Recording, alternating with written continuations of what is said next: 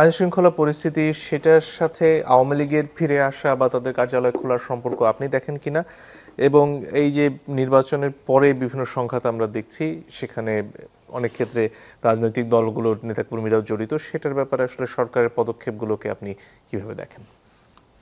না, মঞ্জুর, ধন্যবাদ। এটা অত্যন্ত গুরুত্বপূর্ণ প্রশ্ন আর কি। আমাদের পোস্ট ইলেকশনে তিনটা ডাইমেনশন আমরা দেখব এই আইন শৃঙ্খলা পরিস্থিতির সাথে রিলেটেড। একটা ডাইমেনশন হলো পোস্ট ইলেকশন ভায়োলেন্স, যে বিভিন্ন জায়গায় হচ্ছে যারা জয়লাভ করছে, যারা এখন সরকার দলের এমপি হয়েছে অথবা হারছে কিন্তু সরকার দলের লোক, তারা তাদের বিরোধী দলীয় নেতা কর্মীদের উপরে আপনার গিয়ে অত্যাচার নির্যাতন করতেছে, শারীরিকভাবে অ্যাসাল্ট করতেছে, ঘর থেকে বের করে দিতেছে।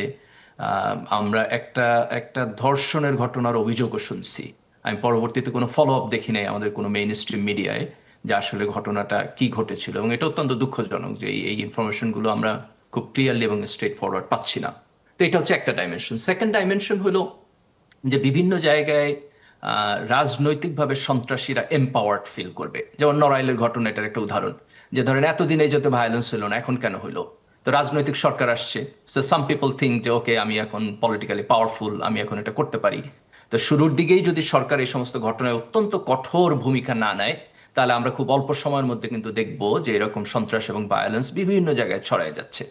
এবং আরেকটা ডাইমেনশন যেটা আপনি স্পষ্টভাবে বলছেন, সেটা হলো যে আওয়ামী লীগের গণহারে পুনর্বাসন যদি হয় রাজনৈতিকভাবে, যে এতদিন ধরেন জুলাইয়ের পরে আওয়ামী লীগ তো স্পষ্টভাবে রাজনৈতিক কর্মকাণ্ড পরিচালনা করতে পারে নাই। একটা হচ্ছে তাদের লিগালি কার্যক্রম নিষিদ্ধ, এবং আরেকটা হচ্ছে তারা প্রতিরোধের মুখে পড়ছে সামাজিকভাবে, রাজনৈতিকভাবে। অন্যান্য রাজনৈতিক ছাত্র সংগঠন এবং ছাত্র জনতা তাদের এগেনস্টে দাঁড়াইছে।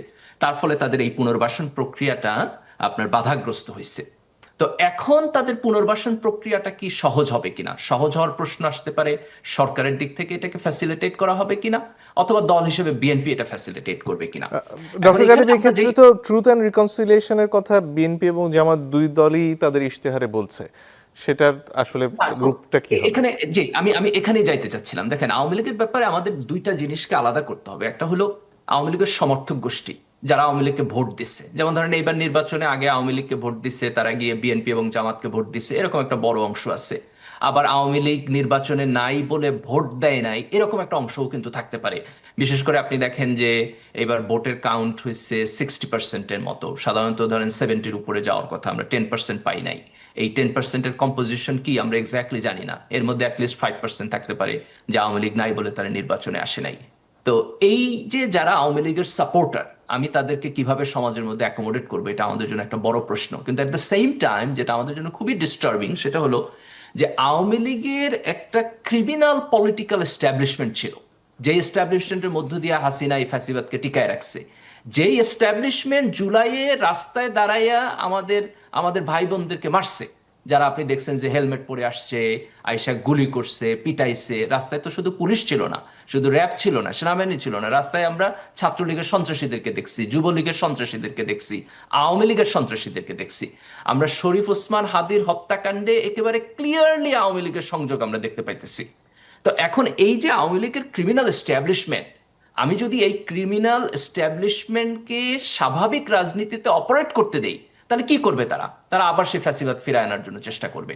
তো এটা তো কোনো অবস্থাতেই আমরা করতে দিতে পারি না। তাইলে তো আমাদের এত রক্ত, এত স্যাক্রিফাইস, এত পরিবর্তনের কোনো মানে নাই।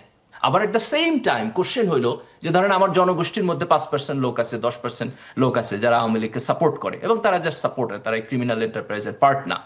আমি কি এই ক্রিমিনাল এন্টারপ্রাইজের এগেনস্টে আমার রাজনৈতিক অবস্থানের জন্য তাদেরকেও ভিক্টিমাইজ করব? না, আমি যদি করি সেটা ভুল হবে। তো এইখানে ইস্যুটা হলো যে ক্রিমিনাল এন্টারপ্রাইজ যেটা আওয়ামী লীগের, সেটাকে আমাদেরকে কঠোরভাবে দমন করতে হবে আইনের মধ্য দিয়ে, তাদেরকে মিনিমাম স্পেস দেওয়া যাবে না। কিন্তু সমাজে যারা আওয়ামী লীগের সাথে অ্যালাইড লোক আছে, যারা আওয়ামী লীগের সাপোর্টার, যারা ক্রিমিনাল না, যারা অপরাধ করে নাই, তাদের সাথে একটা ট্রুথ এবং রিকনসিলিয়েশনের একটা এফোর্টে আমাদেরকে যাইতে হবে। এবং এটা আপনি কখনোই পার্টিজান পদ্ধতিতে করতে পারবেন না। একটা রাজনৈতিক দল এটা কখনোই করতে পারবে না। এটার জন্য বিএনপি, জামাত এবং এনসিপি, এই যে আমাদের সরকার এবং বিরোধী দল, তাদের মধ্যে একটা ঐক্যমত থাকতে হবে। এবং এই ঐক্যমতের মধ্য দিয়া যদি এই প্রবলেম আমরা সলভ না করতে পারি, তাহলে আমাদের রাজনীতিকে এই প্রবলেম আবার লম্বা দিন হন্ট করবে। আপনার 71 নিয়ে যেভাবে পক্ষ বিপক্ষ একটা লম্বা সময় আমাদের সমাজকে হন্ট করছে, ঠিক একইভাবে জুলাইয়ের পক্ষ বিপক্ষ একটা লম্বা সময় আমাদের সমাজকে হন্ট করবে। এবং জি। এটা অ্যাফোর্ড করা আমাদের জন্য অত্যন্ত কষ্টকর।